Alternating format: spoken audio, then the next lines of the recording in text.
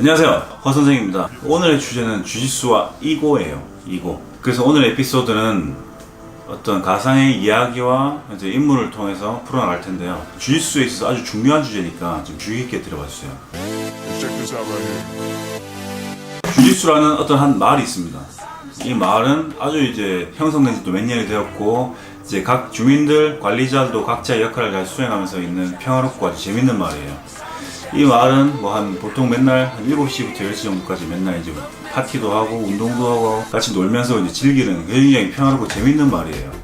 도장 안에는 어떤 규칙이 있고, 그 규칙을 관리하는 관리자, 지도자가 있고요.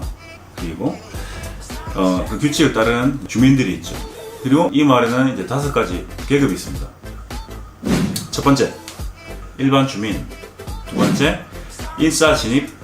세 번째, 신흥 세력. 네 번째, 원로 세력. 다섯 번째, 절대 권력. 이렇게 총 5가지의 이제 계급이 있는데요. 이 말 안에서는 이 계급의 의미는 거의 절대적입니다.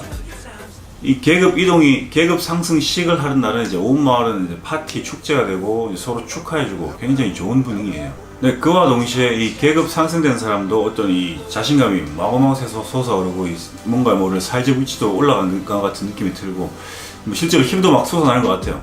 아주 좋은 느낌이 드는 겁니다. 근데 계급 상승 이후에요, 이 마을 안에서의 주민들 사이에 어떤 미묘한 인간관계에서 변화가 생기는 것 같습니다.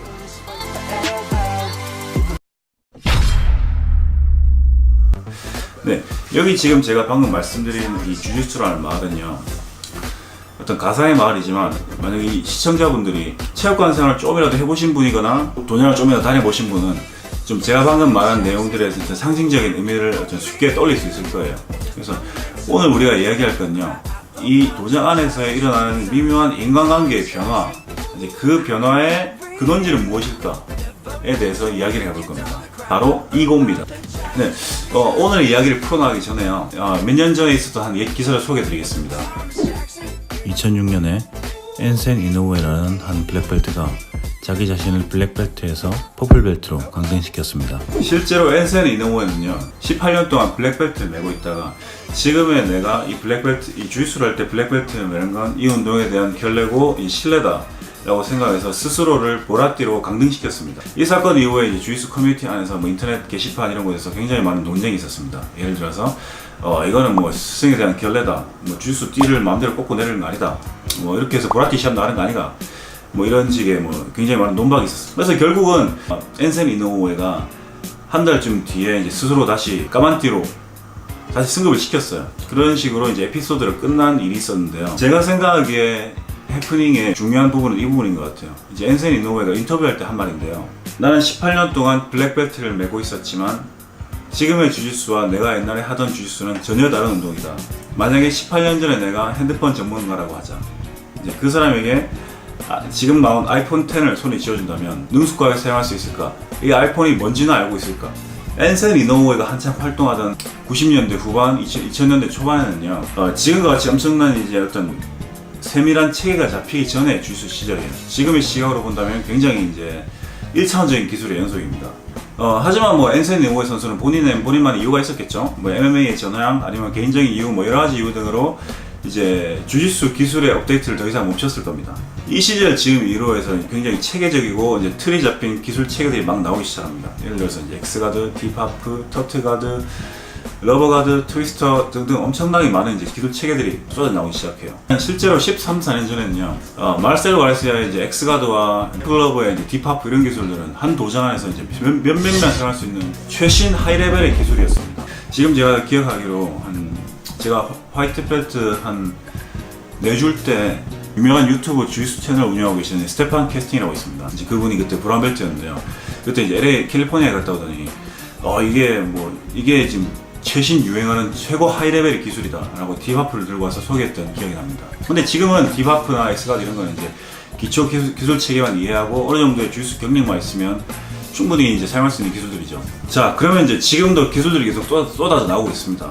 이제 인스타그램, 페이스북 보면 계속 지금 어떤 새로운 기술들이. 자, 그럼 시간을 좀 내서 모르는 기술 업데이트하고, 사람들 물어보고 하루에 1시간만 인터넷 검색하고 파트너 잡아서 연습해서 새로운 기술도 업데이트하고 열심히 하면 되잖아 라고 얘기할 수도 있는데요. 근데 이거는 이제 그렇게 간단한 문제가 아니에요. 자, 그러면 다시 아까 초반에 말씀드린 주짓수 말로 돌아봅시다. 이 말에는 네가랜드라는 양반이 있어요. 이제 그 양반은 최근에 신흥 세력, 이제 신분 상승해가지고 신흥 세력을 진입을 했고, 따친하고 이제 실력도 굉장히 좋습니다. 최신 트렌드에 빠싸하고 이제 관리자하고 맨날 사우나도 하고 밥도 먹고 굉장히 친해요. 근데 시합도 나와서 메달도 또 하면서 짜타공인 주위에서 정말 주짓수 좀 한다라는 소리를 최근에 많이 듣고 다닙니다. 이러면서 이제 자신감도 붙고 뭔가 삶의 질도 올라가는 느낌도 들고, 이제 네가랜드는 항상 이제 한창 기분이 좋은 상태예요. 어깨도 좀 펴지고. 그런데 그와 동시에 이 네가랜드 내면 안쪽에는요, 또 다른 어떤 것들이, 위험한 것들이 무럭무럭 지금 자라나고 있습니다. 바로 이고예요.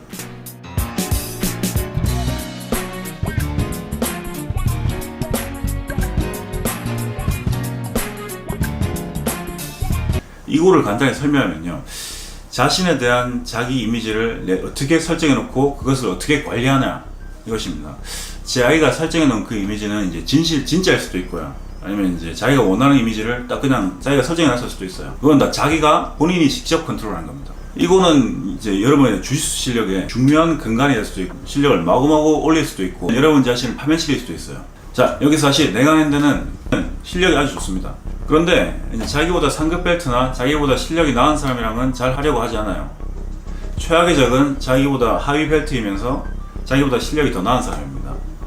그리고 뭐 어떤 스파링 상황에서 어떤 경우가 나오든 자기가 좀 불리한 상황이나 기술이 잡힐 만한 상황이나 넘어갈 만한 상황이 오면 갑자기 순간적으로 이제 감정적으로 대하거나, 아니면 지나치게 어떤 갑자기 가르치려고 들거나, 이 상대방의 성공적인 기술을 인정하려 들지 않아요. 지금 말씀드린 네가랜드는 너무 큰 이고를 가지고 있는 사람입니다.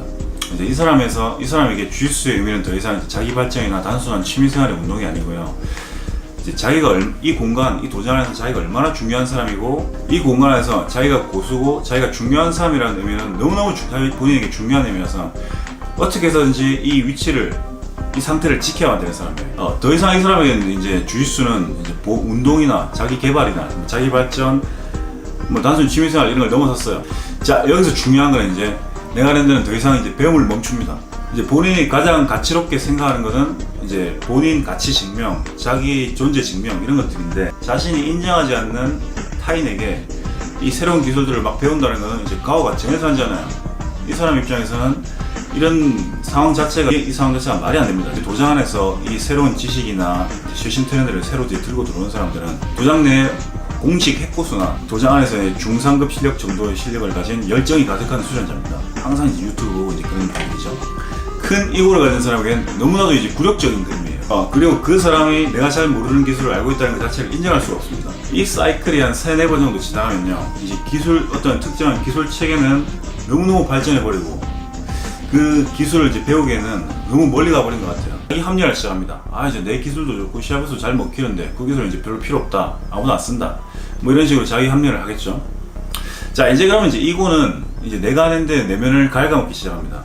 새로운 지식은 끊임없이 나오고, 어린 젊은 실력자들은 계속 더 끊임없이 나옵니다. 이거는 거부할 수 없는 자연의 섭리죠. 네가랜드는 변화의 흐름을 받아들이려 하지 않습니다. 변화의 흐름을 받아들이지 않으면 아무리 이 사람이 기술이 좋다고 해도 뒤처지게 되겠죠. 그리고 그 과정 사이에 네가랜드는 아무리 자기 합리화를 해도 마음속 깊이 있는 불편함은 고스란히 다 가져가고, 안에서 생기는 미묘한 이제 불편함은 고스란히 주위 사람들의 몫이죠.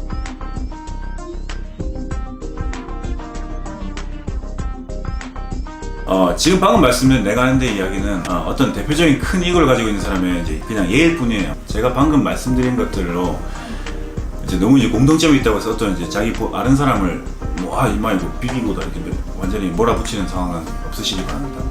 자, 그럼 이제 여러분들이 지금 이제 쓸 수 있는 여러 가지 멋진 기술들이나 트렌디한 기술들 있잖아요. 그게 4-5년 뒤에 봤을 때도 굉장히 멋진 기술들일까요? 지금 주짓수의 흐름이 어떻게 흘러가는지 알고 계십니까? 아마존의 CEO 제프 베조스도 그렇게 얘기했죠. 어제의 혁신은 오늘의 평범함이 된다. 이제 많은 모든 일들이 그렇겠지만요, 조금이라도 나아지려면 열심히 걸어야 되고, 조금이라도 발전하려면 죽어라 뛰어야 된다. 그렇지 않으면요, 2018년에 아이폰 10을 손에 쥐어진 2001년도에 시간이 멈춘 블랙벨트는 당신이 될 수도 있습니다. 그리고 혹시 우리 체육관에는 빅 이고를 가진 사람이 없는 것 같다고요? 어쩌면 당신 혼자만 빼고 다 알고 있을 수도 있습니다.